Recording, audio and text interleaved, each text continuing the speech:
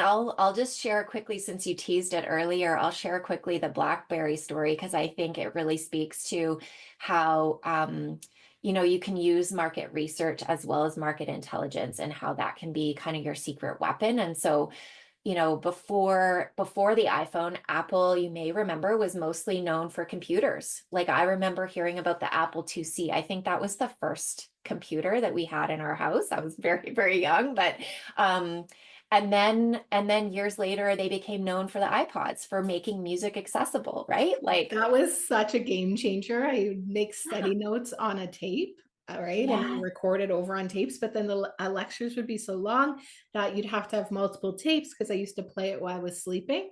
And when the iPod came out, it was the biggest game changer because you could record all your notes and subconsciously program myself with my study notes when I would sleep, not just music. It was just like for me, it was one of the best inventions. And now that's not even a thing, although we found an old one the other day. And now my 1-year-old nephew thinks it's his little fake phone. It doesn't work. But yeah, that even that is gone now.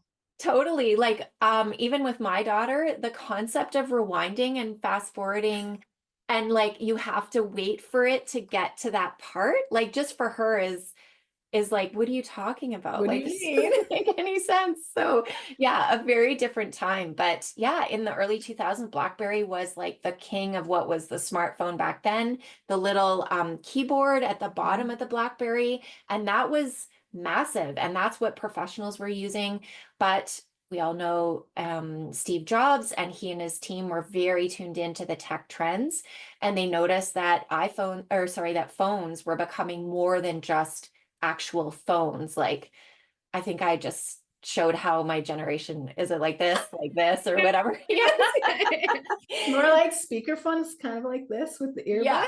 Yeah, totally. Yeah. Phones where it was like rotary dial. Yeah, we're not, that was, they knew that that was like changing. And so they saw an opportunity to combine all of these things. And like it's a really great example of like your customers might not know to even ask for something like that. But when you can kind of put together research to sort of say like, yeah, but I think it's going to go in this direction.